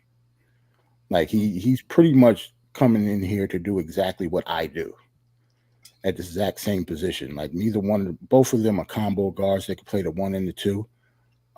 Especially after coming off of a bad playoff appearance, them getting Dante right after that, then I think a fire should be put under Emmanuel Quickley a little bit. Like, I'm not saying that he has a lot of pressure or anything, because he doesn't start, but like, with all that stuff coming in the same exact year, I think he's going to try to step it up. Like, I think he's going to be even more assertive than he was before. Not necessarily just shooting the ball all the time, but if you thought he was a demon last time on defense, I think IQ is actually going to be better on both sides of the ball this year. Yeah, yeah, um, yeah. I, I'm trying to differentiate between improve and leap. I think Right. that I think Grimes will improve. This is his third year in the league. I think he will, I think he will improve. I think we're going to see more of his game, more of what he can do. I don't know if he has the opportunity to put up 18 points a game, unless something changes in shot distribution. But I definitely think he will improve, and I'm okay with that. I'm okay, even if he doesn't score more. You can improve in various ways. So if he's bringing the ball up, that's an improvement. If he's taking guys off the dribble, that's an improvement. If he continues to attack the closeouts, that's an improvement. So I do think Grimes is going to improve, and I like the way things are going for him. I'm not expecting. Let's see what happens with RJ. Let's see what happens with RJ as far as improvement. Um, Mitch, I think there's another level for Mitch, and I talked about this in the Patreon video I sent out today. When you see Mitch, the way he played in Cleveland, now I'm not saying that I expect him to play on that level all the time. Like, it's impossible. Like, he played at a very high level in that series. But there was times even through the regular season where you saw even more activity, where he was just even more dominant. I think there is another notch that Mitch can take on the defensive end, um, on a consistent basis. And again, what he's doing now, what his base is right now, is fine. But I still think he could take it up. I still think he can take it up a notch. I still think there's another notch for Mitch on the defensive end, and I think we're going to see it this season. He came in raw. He came in out basically out of high school. They have his college as Western Kentucky, but if I remember correctly, he didn't play not one game there. I don't even think he attended. So he's a raw player. I think there's another notch for him defensively. Um, I think there's another notch for Randall as well. The first time he went to the playoffs was in his seventh season. He's entering the ninth season. Excuse me, 10th. He's entering his 10th season. The notch for him is mental. The notch for him is, how do you continue to produce at a high level as things get tougher? And that's what happens in the playoffs. The further you go, tougher teams. Not only are those teams better, but they're able to execute the game plan. Sometimes you'll have I'm sure Cleveland had the same game plan as Miami, but were they able to execute it? Right? The better players you are, the better able they are to exploit your weaknesses. Right? So that's where I see improvement for Randall. I'm super excited for him. I don't care what he does in the regular season. I want to see him in the playoff. That's the leap for Julius Randle, is in the playoffs. I think Brunson could take another leap as well. He shot 41% from threes. I think he can look for that shot a bit more, because he can hit it, and we need that shooting. I know people get on him about his passing. Oh, I wanted to say this about. Okay, I'll go with Brunson, and then um I'll talk about Quickley, but I wanted to, yeah, assist percentage. Brunson assisted on 28% of all of the points the Knicks scored this season, followed by Randall with 18.4% of every basket the Knicks scored, and Emmanuel Quickley, who people give grief to, assisted on 17.8% of the baskets the Knicks scored this season. He was third on the team, just a little bit below Julius Randle. So I'm not. I think we're looking for pure passing guards, and we just don't have those. And there's not a lot of those in the league. You know, they also have potential assists. Brunson was top 20 in potential assists. you know? Wow. So yeah, he was top 20 in potential assists. So I think that's just a bad rap because you see the 6 assists a game. But I also think there's some bias there, like not accepting that he's not one of these. He's not Chris Paul. He's just not Chris Paul. He's, those guards are, we don't have a lot of those. But so I think that Brunson could get better. Even he could be even more efficient, and he was very efficient, right? I think he shot 82% in the from the free throw line in the regular season, which is on par for point guards last season.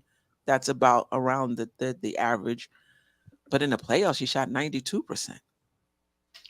You know, so he can get better running the team. He can get better. He doesn't turn the ball over a lot, but when he does, sometimes they're a little costly. Sometimes they come at inopportune times.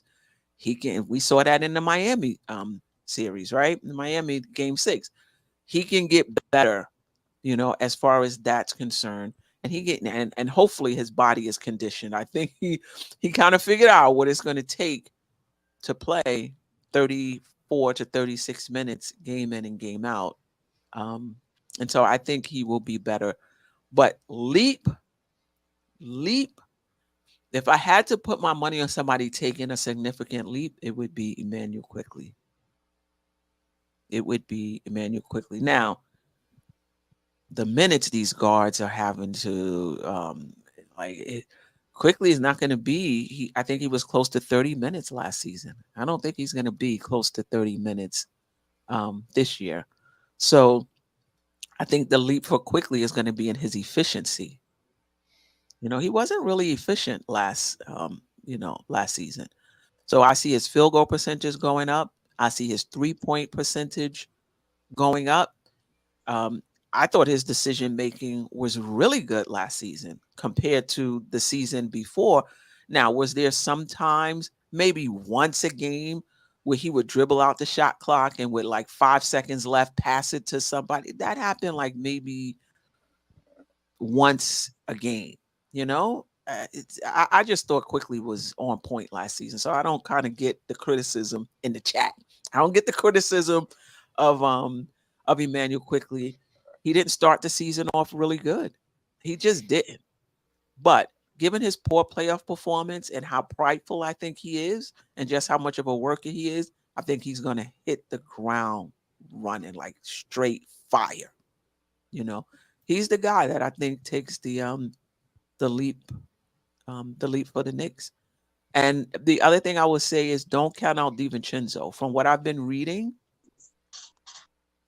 he hasn't had the career up to this point because of some injury issues. And so he thinks, and a lot of others think, that he has a little more in him as well. We shall see. But as far as the leap is concerned, I would put it on. I would choose Quickley. Any thoughts on if we get into the bench in terms of what you would expect from Josh Hart this season, DiVincenzo, Hartenstein? We talked about Quickley like he was a starter, but okay, right. But the other guys, Josh Hart, DiVincenzo, Hartenstein, and any dark horses? For me, I kind of think they are who they are. I don't really see a leap from any of them. I think they're just going to be hard-nosed players. I actually think that those 3 players that you named, Hart, Josh Hart, and Dante, actually might be the heart and soul of the team. Yeah. You don't have to be a starter to be, that type of player. Like, we already know Josh Hart is that player, but I think Dante is one of those type of players too. So, like, I don't think they're going to take any leap, but they'll be good though. I think we'll have one of the best benches in the league, I should say. I agree with that. Anybody else? Yeah, I think those 3 guys in particular, are high ceiling, low floor players. I mean, low ceiling. No, I said that right. high You said it floor, low ceiling players. right. Their ceiling's not that big. They're not gonna grow into some. They're not ever gonna be an all-star, but they're just players that help you win ball games because they do all the little things that don't show up in a box score, and they'll make the big time shot when you need it, or they'll come up with a defensive stop or the big rebound that you need, or if someone is hurt, they'll fill in in a heartbeat, and they'll be really good. So yeah, I don't think any of those guys are really high ceiling guys, but despite their low ceiling, I think it's those kind of glue guys that make for really good teams, and I think it's one of the reasons why the Knicks are so dangerous and are a threat to win 50 games. Yeah, doubt about it. Ajay? When I was talking about the starters, I kind of mentioned Josh Hart and DiVincenzo. You did. Yeah, I did, but I didn't say Isaiah Hartenstein, another one. I didn't mention him, but I think he's going to be better. Not leap, but he's going to be better this year. yeah. Because last year we forgot that he had that injury, that the first half of the season, and we see that he started playing better as he got more comfortable. I guess I was getting treatment, getting over his injury. He's going to be better. He's a better player. I'm hoping that Tibbs open up his at least the mid range or long or 3-point shooting, because he's not a terrible shooter. I actually went back and looked at some of the old videos of him. He's not a terrible shooter. He doesn't shoot a lot, but he's got a pretty good percentage. Like he hits, he's able to hit. So I hope he's allowed to do that, not just be down there fighting and struggling for rebounds. So I think he's going to be better also this year. I would agree with that. I forgot about Hartenstein. He's one of my favorite players on the team. As well, I like the energy he plays with. And you're right. He was injured to start the season. I think it was an Achilles injury. So, hopefully to start the season, he'll be ready to go. I actually like when you look at the centers as a core as opposed to individual. I think it's a strength of this team. That center position, because Mitchell Robinson is an elite offensive rebounder, but Isaiah Hartenstein is not a slouch. As an offensive rebounder as well, and Hartenstein is a better defensive rebounder, given the minutes that he plays, defensive rate. But Mitchell Robinson has gotten better as far as defensive rebounding is concerned this season. I think this was his career high in defensive rebound. So I just think they got the rebounds down pat. Obviously Mitch is an elite rim protector. Hartenstein is more of a position defender, and I really hope this year, like, he's where he's supposed to be, but they still score over him. So I really need him this year. It's great that he's where he's supposed to be on his rotations, but I need some effectiveness once he gets there. Yeah. And to your point, Ajay, Thibodeau, let him loose. Listen, there's not going to be a lot of 3-pointers like where he's going to be taking 5 a game. But, if it presents itself, take the 3. Take the 3. And he's another one that's tentative when he has the ball. Like, I get it. He can pass. He has really good pass. He's passing more when I think he should be shooting. So hopefully he'll become more aggressive on the offensive end. With the limited shot he get playing in that second unit with RJ Barrett and Emmanuel Quickley, it's not a lot to go around there either. But yeah, I do think Hartenstein will be better. And him being on the team relaxes me when I think about the playoffs, because I just think Tibbs is just able to mix it up depending on, what the defense is doing. So I feel really good about our center core, and I think both of them are going to take it up a notch this season. Mm-hmm. Salute, Jigga Man. Appreciate you. Check up. Good morning, the Knicks Brew Crew. Appreciate you and Phil. And the other guy. What's your other partner? The third guy. Oh my goodness, his name escapes me. But they do great work over there. So if you haven't seen them, it's the Knicks Brew Crew. Really good work. Love their graphics. Love their energy. Love the camaraderie those three have. Are you guys going to be back with the morning show 3 days a week? Hector, yes, Hector. Don't tell him, Jigger Man, that I forgot his name, please. Don't Please. snitch. Don't snitch it. Yeah, Don't snitch. don't snitch. You know what happens. Salute to Hector. Yeah, salute to Hector. And let me know, Jigger Man, if y'all gonna be doing the morning show. Is usually last season it was Monday, Wednesday, and Friday at 11 a.m. Anything else? I have a question if I could. Sure.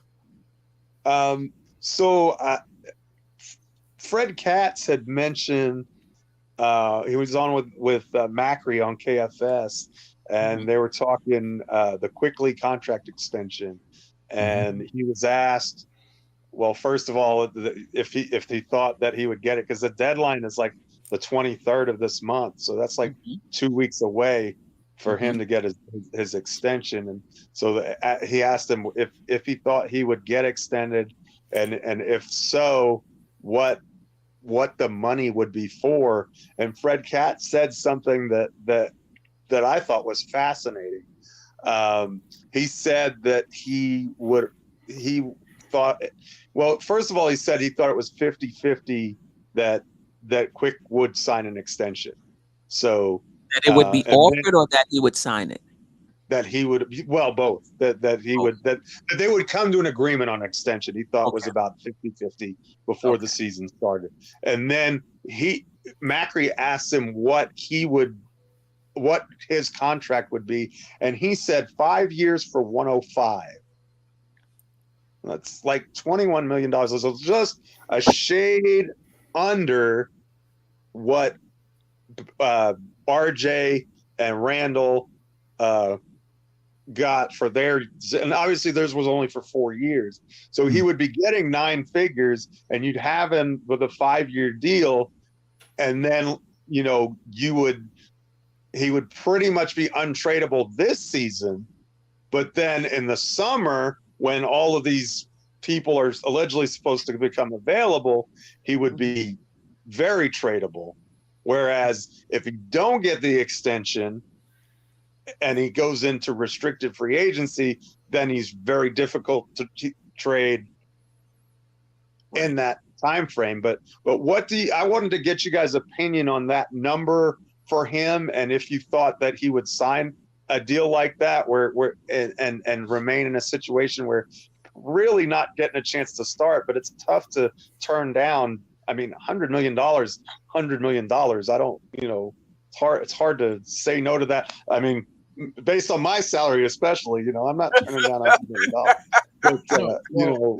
But even for these guys, that's generational wealth, and that's 9 figures. That's generational wealth. That's security. So what is y'all's opinion of that type of deal for IQ? Or before the opinion, the money, it's hard to turn down $109 million for us, but for him in the NBA, he's gonna turn down 109, but he's gonna get offered like 150 or 160. So it's not hard for him to turn down. But you taking a risk though, and there's been cases in the NBA of players turning down money because they was going to get more, and it hasn't happened. So is that a risk he's willing to take? It wouldn't be. I would take the money. You can always get traded to the team. Absolutely, yeah, I would. But I mean, but guys do that all the time. They turn down money because they know. Yeah. They bet on themselves. And case in point, Dennis Schroeder, he turned down, infamously turned down the Lakers' $89 million offer, only to go play for like $8 million the following year. You picked a bad example for your example. You picked a bad example. Like that was a terrible example for him to bet on himself. Like you failed. That's what I'm saying. I'm saying I'm agreeing with you guys, but I'm saying it happens all the time. Like players do that. Right. So it's not impossible that he would turn down the money. What's the guy? The Bridges guy, in Charlotte, he turned down his extension, but he didn't get paid. He's still not in the league, right? He's still not back. He's back with Charlotte. Oh, is he? He's back. Yeah, I think he took the qualifying offer, if I'm not mistaken. I believe so. Yeah, That sounds right. Listen, I'm okay with Quickley getting 21 million. Listen, you guys know I would have to look at the salary cap, the salary cap numbers. Right. At some point you keep giving out 20 and 20 and 20 and 20 and 20. At some point you're gonna hit, that first or second apron, and you can't improve your team. So that's the only thing. I would have to look at the numbers and see what that means for the Knicks. I mean, Brunson and Randall are not under max contract, so it may be fine. But give them 25. Give them, I don't really care. For me, it's just more about where does that line up with our salary cap, and does it get us? Does it make it difficult for us to make other moves? That's where I'm at. So if they're gonna give them that, I'm okay. I think that the idea is part of the idea of the 5 for 105 is that way you have his 21 and you have RJ at like 25, and so that's about and we wouldn't be over the second apron yet, so we'd still still be that first apron, and so you're talking about $46 million. That's pretty much close to a deal for a max player with those two guys as far as getting close on salaries. You know what I mean? So in other words, if you're going to make, and I don't know but let's just say for sake of argument, you're going to make the Embiid trade, you could focus it around Barrett and Quickley to make the money work, and then plus whatever package of picks that would have to go along with that. So then that way, you're not really gaining or losing salary. You're just able to have that flexibility and give people a player that they want at a decent number, because 20 isn't going to really kill anybody for a guy of Quickley's talent. Or you can argue that Barrett's overpaid at this point, but I think there's a lot of teams that would take on that contract at this point, just based on his age and his potential. We talk about Quickley? Barrett's in his second deal, but I still think it's movable. I don't think that's an albatross contract yet. Okay. Well, for me, I don't think I don't really care about the number. I'm more in line with what Steph said. Like, long as it doesn't kill us, salary cap wise, I'm not too caught up personally on the number. Like, if he makes 21 or 24, like, that doesn't really make me never mind, for lack of a better phrase. You know what I'm saying? As long as it doesn't cripple us in the future of signing anybody else. But like you said, like, the numbers actually add up. If RJ is making that much, and if he's making close to RJ, them combined does, like, we can, ship them out to get a max player. That makes sense. Like, they almost would want to, give him that much, so that can be the only two pieces in a trade like that. Like, they wouldn't have to add another player. Yeah, I think RJ would need to pick it up, though, because right now his production doesn't equal his contract. Right. So to Jeff's point, if they're thinking about potential, he's already in year 5, though. So, if they're thinking about age, then yeah, I think we have a shot. But if they're looking at how many years in the league, I don't know if teams are gonna center an Embiid trade around IQ and RJ Barrett, unless RJ Barrett this year really turns it up. But we shall see. We shall see. But that's actually a good point.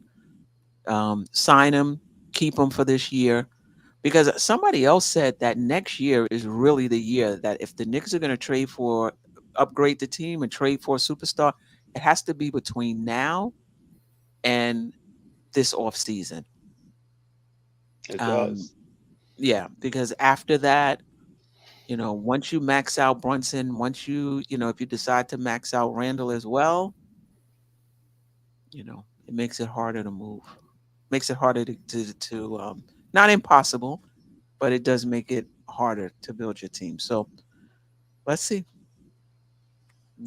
Let's see. But yeah. Quickley, in my opinion, is our best trade asset. In my opinion, he's our best trade asset. Best trade asset. You mean not counting Brunson and Randall? Right. Not counting Brunson and Randall. Right. I'm trying to think. I don't know. Mitch is kind of, with his contract, Mitch is very attractive to me because of the contract, because of how much money he makes. So I can see that. But yeah, I agree with you. That's a good point. That's a good point too. Okay. I mean, yeah, somebody said in the chat, you're gonna pay that much for somebody who comes off the bench, and then with all of the guards we have, you're gonna pay that much for somebody who's probably gonna average what, 25 minutes, minutes a game. Right. And then Grimes' extension is coming up also next year. And Grimes' extension is coming up. So we'll see how that goes. That should be fun. Yeah. That should be fun, especially, depending on what we do with IQ. Like, what are we doing with Grimes next season? Another 20 million. That's where the Knicks are. 20 million. You get 20 million. You get 20 million. You get 20 million. Nobody gets 30, but everybody gets 20 to 25. Right. Salute, Angel Torres. Appreciate you listening on Facebook. Okay. Let's get those likes up. We got 100 in the chat, and we got 69 likes. So let's everybody who's in the chat, let's get it up to 90 before we get out of here. Get to the chat a little bit. Keith Turner, IQ ain't going anywhere to get anything for him. Okay. Craig, IQ is not an ISO scorer. ISO scorers run the league. Okay. Sherwin, I will not pay IQ more than 16 million. Wow. Okay. But Dolan might. Shout out to you, Shot Power. Appreciate Shot you. Powers. Yeah, Shot Powers. Knicks Real Talk, him and Divine. Yeah. Appreciate you guys. Somebody said we be wilding with this Quickley talk. Okay.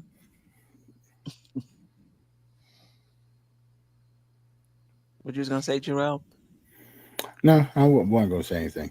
I guess it just depends on how much you like Quickley. Obviously, all of us have been kind of praising Quickley this episode. So if you don't like Quickley, then yeah, you're not going to like what we're saying tonight. Right. Bad night for you. I don't want to see us do with Quickley like we did with Obi. That's my deal. Like, wait. And I think he's a better player, but we got two distant sec. We basically gave Obi away. That's not going to happen quick. I don't want to see that happen. Yeah, they do that with IQ, then yeah, that'll be weird. Yeah, I don't see them trading for 2 second-round picks. It was weird. weird. I'm not saying so. I just don't want to see us. In other words, you can value for him. I at least want to get back some fair value for him if we do have to part ways with them. That's all I'm saying. I don't want to. Right. I don't want to see us just getting rid of him just to get rid of him, because basically we got rid of Toppin in a salary dump, and I don't want to just salary dump Emmanuel Quickley. I don't think that's going to happen. I think Obi was in a situation where he's playing behind Randall. He didn't really have a shot.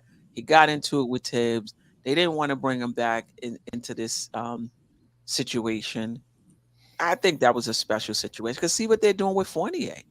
Fournier damn near cursed Tibbs and the organization out, and they still brought him back to training camp because we're gonna put you in the trade. You are an asset, Right. So, yeah, Jeff. I hear you. I do get a little, sometimes I Yeah. get a little nervous too about Fournier certain got to go. things, too. Fournier Right. got to go. I'm not getting cursed out by anybody in a French accent. Hell no. I think you're gonna have to wait till the trade deadline on that one, boss. You're right, because nobody's going to trade for him now. For what? Why should they? Yeah. But at the trade deadline, that becomes $19 million in expiring money. So that's a possibility to move him there, or we just wait it out and don't bring him back. Keith Turner said, "I don't know about our center position being that strong." Of course. All depends on who you like, man. I'm telling you. Like, if you give praise to Mitch or I or something like that, if you don't like him, then. But what do you guys think? Do you think the center position is strong or not? Not really. I definitely think it's strong. Well, yeah. If you ask Geoff, definitely. Like, Mitch, I think it's okay, average. Like, I don't think it's in the upper crust because there's all-star centers out there, so. I wouldn't say we're up there with them, but I'm not saying that like Mitch and Ihart are bums either. It's not like they shouldn't be starters or starting caliber centers. So I'm not gonna crap on Mitch too much. He should definitely be a starter, and Ihart is capable of being a starter also. I think we have, like you said, because they complement each other well, and we have pretty much two starting caliber centers because they pretty much play the same amount of minutes anyway.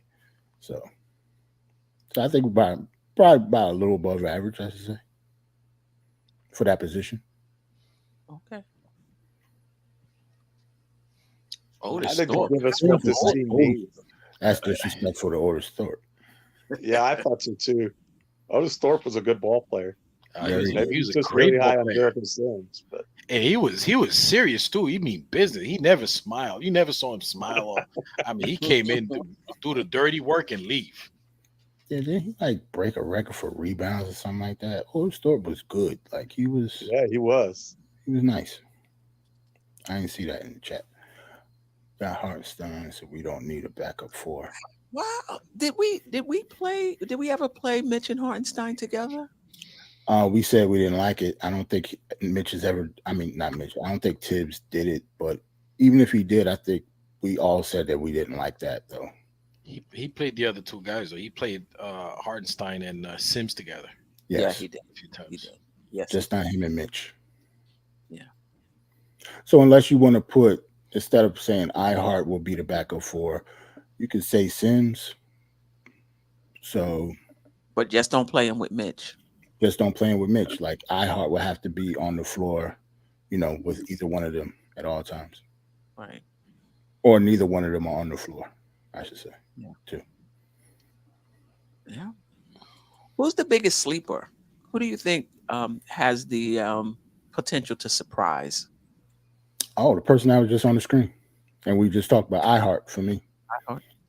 Just because I know like some of the potential that, can be unlocked with him with his playmaking and his shooting. Like we pretty much didn't see either of those last year. And we know that he's capable of at least doing it a little bit. Not saying that he's going to be like the Joker or anything, but I think he can do both. He can play make and shoot, but it just depends on like on this team, will he be doing that type of stuff? So yeah, if he does that, and I don't want to say if Tibbs allows him to or unlocks him or whatever. Basically what it is. Yeah, I just hate saying that just because of the narrative of how Tibbs, Tibbs is. So, and I don't want to, have the narrative of him holding people back. Like, I don't want to say he's holding Ihart or Mitch or anybody or even Grimes back. But yeah, for my, like I think it's Ihart, I think he's capable of doing way more than he does for us. He had a 20% assist rate with this isn't really the only question 8% with us. Wow. I know this isn't really the question you asked, but the surprise to me would be if RJ took a step. That would be a surprise. A step up? A step up or a step back? A step up. Step up. You'll be surprised if he takes a step up. That's saying something. I think he is what he is. I think he's got. Jeff, I don't please, think he has as much to offer as the other guys please, that we can put in the lineup. please don't for say him. that, man. I'm counting on RJ, man. Don't say that. I listen. AJ go crazy if RJ stink it up again. Oh my God, I can't. I'm gonna be at the Garden with the some anti RJ sign or something. Get him out of here. I got a sleep. I got a wild one for you guys, sleeper. What if Deuce becomes G League Deuce in the NBA? Tough defense, scoring, hitting those 3-pointers. Well, we will have to have an emergency episode if he has one of those games. Yeah, and forces his way into the rotation. Right. We have to rethink everything because that's another guard too. Like we have to rethink and reshuffle, and somebody getting traded. That's what I'm saying. If Deuce gets hot, yeah. Somebody will have. If somebody pushes their way, I mean that's a way to make room for someone in the rotation. If someone out of the rotation pushes their way in, you would have to trade them. Trade somebody in the rotation because I just think they're too good to just take out the rotation, switch them out, and sit the guy on the bench. You would have to move them. For me, my sleeper is DiVincenzo. You know, that's my sleeper. His ball handling, his shooting, and the sense I get from reading is that he's ready to put it all together. So he would be a sleeper for me. And he's a young vet, which I think the Knicks need. You know, so I like that about him. So he would be my sleeper. Right? He has experience and he's young. I like that. So if he pops and you said IQ is going to take the biggest leap, so we're going to have a hell of a bench then. Oh, first of all, I'm looking forward to those two guys in the bench playing off together. The bench. Yep. Yes. Either one of them they can both play on and off the ball. That second unit is going to be dynamic. Yep. You know, and I don't see IQ as the chucker that a lot of fans say that he is. So I think they're going to play well together. At least I'm hoping they'll play, and they're both good defenders. You got that type of defense in your second unit. Hopefully they'll play faster. We'll get some steals, generate some fast break points on that second unit. You know, RJ Barrett is a fast break. I think him and Josh Hart lead our team in fast break points. They're one-man fast breaks. They basically get the rebound and go coast to coast, both of those guys. You get the rebound, you're a point guard. Right. And they go coast to coast, So yeah, I'm looking forward to DiVincenzo and iHeart in that second unit. I mean, not iHeart, IQ in that second unit.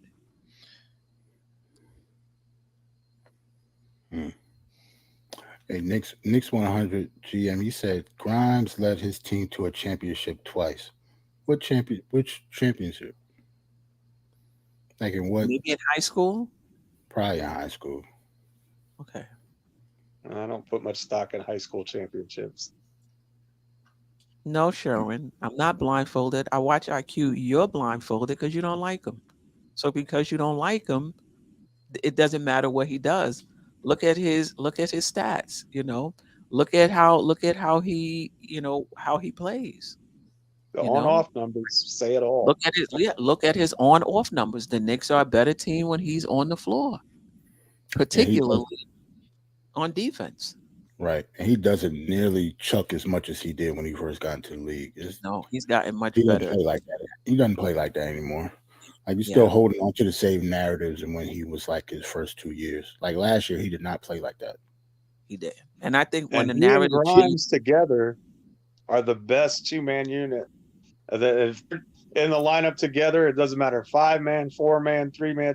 It's net positive through the roof with those two. Right. If you're an advanced stat guy, that is your combination, man. And I'm here for it. I want to see Grimes and Quickley. I know it's undersized, but man, they play well together. Right. And I will say this, Quickley's efficiency has to improve. I mean, it has improved from the year before, but it still has to improve. Like he's shooting, I think 30s, whatever he's shooting from 3 is still a little below bit average. Yeah, for his position, his position. So he does have to become a more efficient shooter, and I believe he will, because I believe he shot so poorly those first 25 or 30 games or whatever it is, that it really drug his field goal percentage and 3-point percentage down. But listen, family, as the narrative change, as the players game and performance change, the narrative has to change.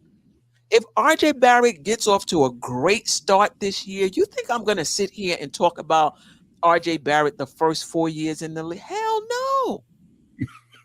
This is who RJ Barrett is now. And I'm going to be on that train talking about how his defense has improved, how his three-point shooting has improved, how he's helping the team. As the players' performance change, the narrative has to change. You can't keep holding on. Yes, he was a nut. Coming in the first 2 seasons, he would pull up from the logo. He would pull up early in the shot clock. I was like, who is this guy?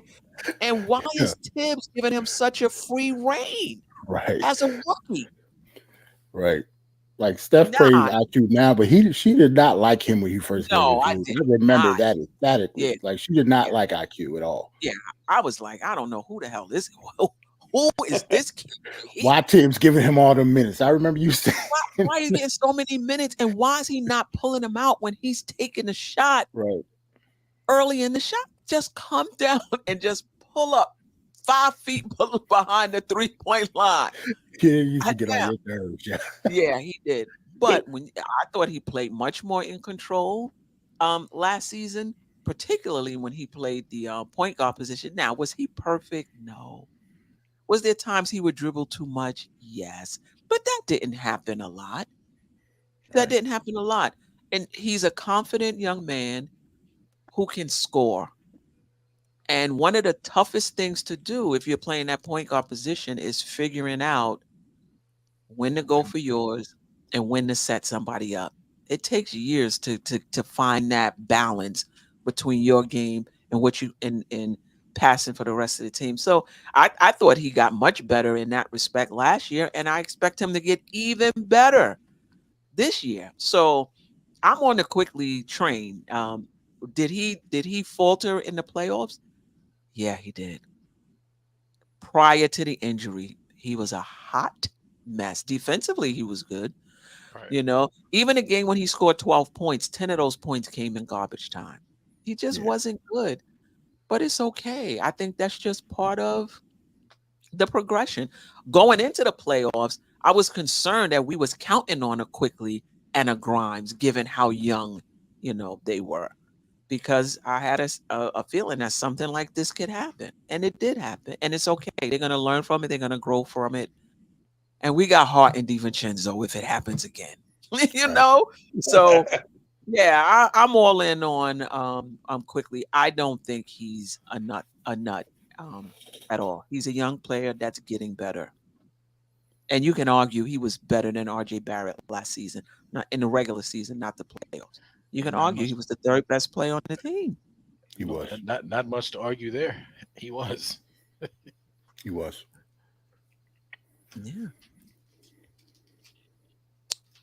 Yeah. JJ Craig said we don't pay people for regular season performance. Listen, I hear you. I put a lot of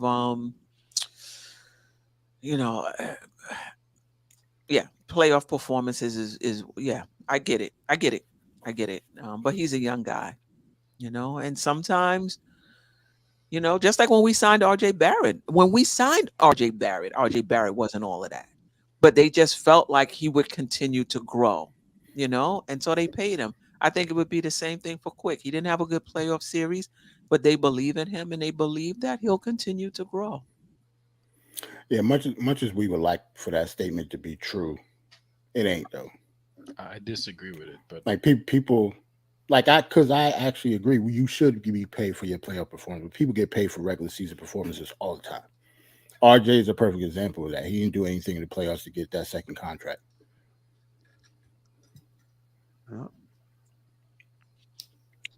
Sherwin, he's a young player. Okay. Yeah, he played well in the second half, and he struggled in the playoffs. right? We have players who've been on our team for 6-7 years struggle in the playoff. It happens. Right. But I'm just pushing back against the narrative that he's a nut and that he doesn't pass. It's just not true. It's just not true. Anything else before we get out of here that you guys want to talk about or touch on? Nah. Something real quick. They Mark Jackson might be getting a gig with the Knicks. Oh yeah, I heard about that. Like he's supposed to be taking over for when Clyde is off, right? Yeah, on the road. Well, the away games. Yeah, the road. Right. games. That's And cool. then if Clyde ever retires, I love the Breen and Mark Jackson, combo. Yep. Bring Geoff back too. I love Clyde.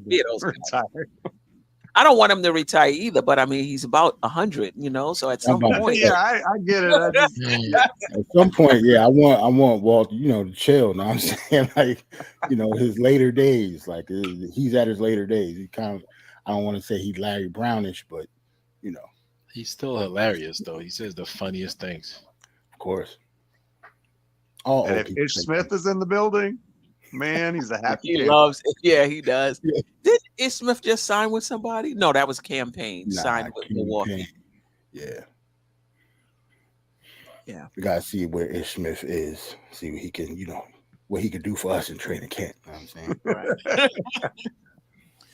Yeah, I mean that third point guard right now. Well, we got DiVincenzo. I was thinking McBride, but in a pinch, DiVincenzo would have to be that third point guard for us.